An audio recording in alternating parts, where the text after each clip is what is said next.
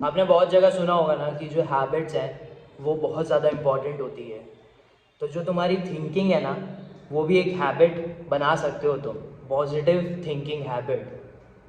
तो वीडियो पूरा देखना। स्टार्ट करते हैं हमारा डे 58 एंड हैप्पी दशहरा। आज मार्केट बंद है, आज हमारा थोड़ा लेट डे स्टार्ट हुआ है। आज स्टार्ट करता हूँ मैं अपने रीडिंग के साथ, उसके बाद देखते हैं कि और क्या क्या टास्क करने हैं। बाकी मैं कल आया था 1:30 हो गया था आए हुए, काफ़ी टाइम बाद इतना लेट आया हूँ मैं घर, मतलब कि ज़्यादा निकलता नहीं हूँ। बाकी हाँ, जितने हमारे एरिया के मतलब भिलाई दूर ये सब जगह के पूरे दुर्गा देख के आए और अच्छा था। तो अब स्टार्ट करते हैं स्टोरी आपको बताने के साथ। परमानसा योगानंदा अपने डिसिपल्स के साथ जो कि रांची में रहते थे, उनके साथ श्री युक्तेश्वर गिरी के आश्रम आते हैं सर रामपुरे में, ठीक है। तो उसके बाद वहाँ पर बहुत सारी बातचीत होती रहती हैं, क्राइस्ट से रिलेटेड, भगवान से रिलेटेड, डिवाइन फोर्स से रिलेटेड। और फिर श्री युक्तेश्वर गिरी बोलते हैं कि जो लाहिरी मास्टर भी थे वो भी एक वैसे ही थे। तो उनकी स्टोरी एक बताते हैं कि जो एक डिवाइन फोर्स रहता है वो किसी को ज़िंदा भी वापस कर देता है। तो वो एक स्टोरी बताते हैं लाहिरी महास्या की, जब श्री युक्तेश्वर गिरी और उनके एक फ्रेंड रामा नाम के, वो दोनों डिसिपल्स थे लाहिरी महास्या के। तब जो रामा है वो लाहिरी महास्या के पास जाते रहते थे मिडनाइट के टाइम पे या डॉन के टाइम पे, यही दोनों टाइम पे, बिकॉज जो डिसिपल्स हैं वो नहीं रहते थे, ज़्यादातर एब्सेंट रहते थे। तो उसके बाद ना जो रामा है उनकी तबीयत ख़राब हो गई, और इतनी ज़्यादा तबीयत ख़राब हो गई कि जो डॉक्टर है उसने बोला कि ये नहीं बच सकता है, हमने बहुत सारा ट्राई किया है। तो वो बेड पे ही थे, तो श्री युक्तेश्वर गिरी हैं वो जाते रहते थे, देखते रहते थे, एंड वो लाहिरी मासा के पास जाते थे और वो बोलते थे कि क्या ये बचेगा कि नहीं, या आप कुछ करते क्यों नहीं करके। तो लाहिरी मासा ने बोला था कि तुम टेंशन मत लो, ये बच जाएगा। बट जैसे कि परमानसा योगानंदा ने डाउट किया था ना कि ये बचेगा कि नहीं, जब वो उसके फ्रेंड की बात हुई थी, तो वैसे ही जो श्री युक्तेश्वर गिरी है उन्होंने भी लाहिरी मासा पे डाउट किया था। क्योंकि भाई इनिशियल डे है और तुम्हें नहीं पता है कि ये होता है कि नहीं होता है, जब तक तुम ना देखो। थोड़ा गुरु पे डाउट था, एंड श्री युक्तेश्वर गिरी बहुत ज़्यादा डाउट, फिर टेंशन, रोना, ये सब आ रहा था। क्योंकि जो रामा और श्री युक्तेश्वर गिरी हैं वो दोनों ही बहुत ज़्यादा पक्के दोस्त थे और डिसिपल भी थे लाहिरी मासा के। तो उसके बाद फिर डॉक्टर ने बोला कि हम जितना कर सकते थे हमने किया है, अब देखते हैं कि क्या होता है करके। फिर लाहिरी मासा के पास वापस श्री युक्तेश्वर गिरी जाते हैं, एंड लाहिरी मासा उन्हें समझाते हैं। फिर वो बोलते हैं कि तुम मेडिटेट करने का ट्राई करो, बट वो मुश्किल था उनके लिए, एंड फिर भी वो ट्राई करते हैं मेडिटेट करने का। फिर भी श्री युक्तेश्वर गिरी ट्राई करते हैं मेडिटेशन करने का, एंड उसके बाद पे वो उनको कैस्टर ऑयल देते हैं। कैस्टर ऑयल के बोलते हैं कि जाकर तुम उसे लगा देना, मतलब रामा को लगा देना, एंड देखना वो ठीक हो जाएगा। और बोलते हैं कि कुछ बूंदे ही टपकाना और लगाना करके, वो लगा भी देते हैं। फिर थोड़े टाइम के बाद ना जो लाहिरी मास है वो रामा के जो माइंड में आते हैं, बोलते हैं कि तुम तैयार होकर मेरे आश्रम में आ जाओ करके। एंड जब श्री युक्तेश्वर गिरी वापस विजिट करते हैं ना रामा के पास, तब वो उसको देखते हैं कि जो रामा है वो तैयार होकर खड़ा हुआ है, मतलब उसके पास फिजिकल स्ट्रेंथ है जो वो श्री युक्तेश्वर गिरी के पास जा सकता है। फिर वो लाहिरी मासा के पास जाते हैं, एंड फिर वो लाहिरी मासा के पास जाते हैं। फिर लाहिरी मासा जो है ना वो श्री युक्तेश्वर गिरी को बोलते हैं कि तुमने मुझ पर डाउट किया था करके, ये सब चीज़ स्टोरी हो गई। फिर जो परमानसा योगानंदा का एक डिसिपल है रांची का, वो बोलता है कि जो कैस्टर ऑयल है वो क्या था। तो श्री युक्तेश्वर गिरी बताते हैं कि जो कैस्टर ऑयल था वो तो सिर्फ एक ज़रिया था मुझे शांत कराने के लिए, बाकी जो डिवाइन फोर्स ने डिसाइड किया है वैसा तो होगा ही, मतलब कि जो लाहिरी मासा ने बोला है कि वो बच जाएगा तो बच जाएगा। तो वैसे ही चीज़ें हैं। एंड लाहिरी मासा परमानसा योगानंदा को समझाते रहते हैं योगा से रिलेटेड, जो वेस्ट में बहुत ज़्यादा अपनी नॉलेज स्प्रेड करना, एंड अब अलग अलग जगह पे भी करना। उसके बाद फिर लाहिरी मासा के बारे में बताते हैं कि लाहिरी मासा का जो जन्म है वो गुरनी नाम की जगह पे हुआ था 1828 में, जो बंगाल में है। उसके बाद फिर वो शिफ्ट हो गए थे बनारस में, उनके फादर भी बहुत ज़्यादा भक्त थे। फिर उनकी शादी हुई थी 1846 में श्रीमती काशी मोनी से उनके 4 बच्चे थे, 2 लड़के 2 लड़कियाँ। लाहिरी मास्या बहुत अच्छी सर्विस भी करते थे, अकाउंटेंट थे ब्रिटिश गवर्नमेंट में मिलिट्री के लिए। फिर उसके बाद उन्हें बाबा जी जो डिवाइन फोर्स है उनसे क्रिया योग के बारे में पता चला एंड फिर ये जर्नी शुरू हुई। उसके बाद फिर नेक्स्ट चैप्टर जो होगा वो मैं आपको बताऊंगा। अभी चार्ट एनालिसिस करते हैं एंड देखते हैं कि और क्या क्या चीज़ें करने हैं। बाकी आपने अगर वीडियो नहीं देखी है डे 57 की और प्लेलिस्ट चेक नहीं की है तो प्लीज़ चेक कर लेना अगर आप नए हो इस चैनल को एंड चैनल के साथ कनेक्ट रहना।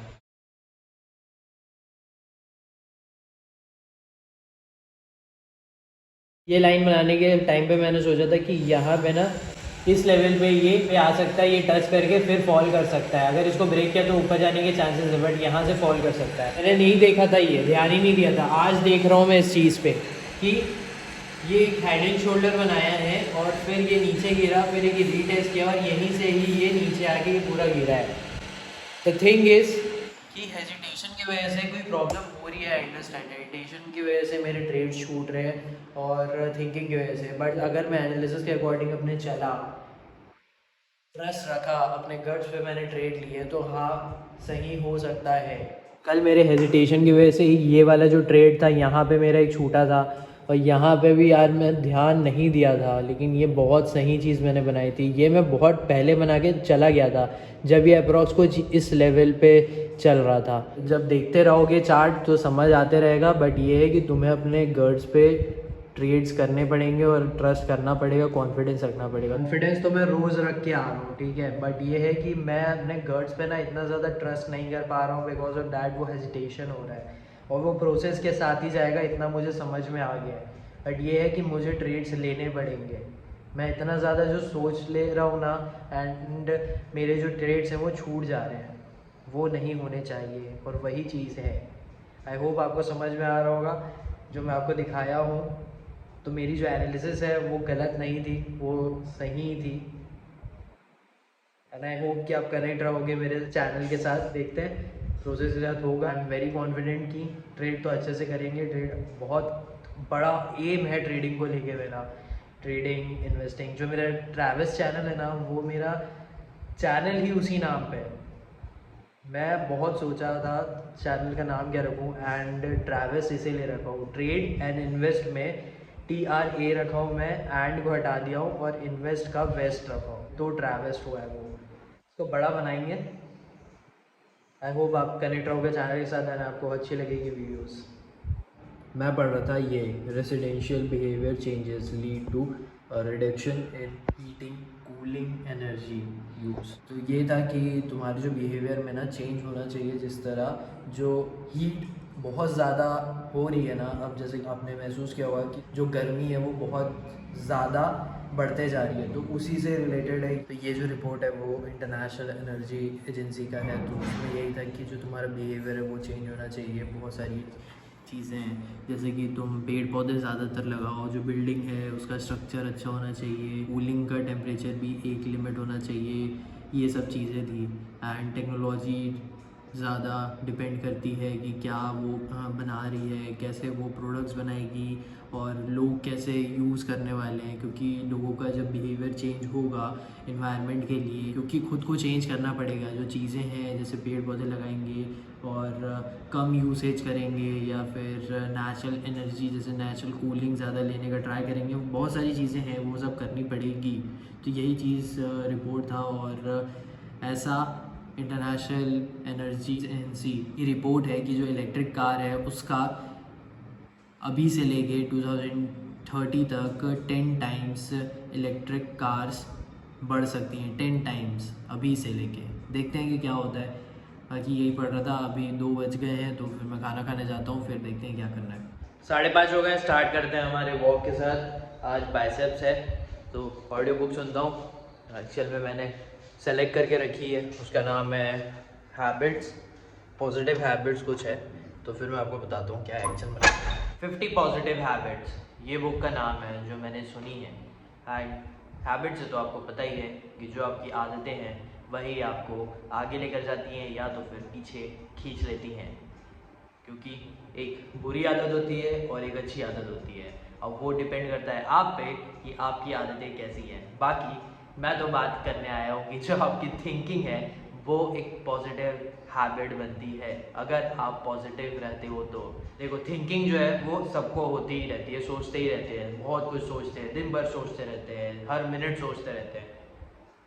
एंड जो पॉजिटिव हैबिट है उसमें ये हो सकता है कि तुम पॉजिटिव थिंकिंग करते रहो। ये एक हैबिट है, जो पॉजिटिव थिंकिंग है तुम्हारी वो एक हैबिट बन जाती है। तुम कुछ भी सिचुएशन में पॉजिटिव सोचो कि चलो ये गलत हुआ है तो कुछ अच्छा सही हुआ है, चलो अभी इतनी मेहनत की है तो आगे और मेहनत करेंगे, चलो इतनी मेहनत की है तो कुछ ना कुछ तो हुआ है, ऐसा तो नहीं है कि कुछ भी नहीं हुआ है। तो यही है पॉजिटिव थिंकिंग हैबिट और यही तो बात करना है।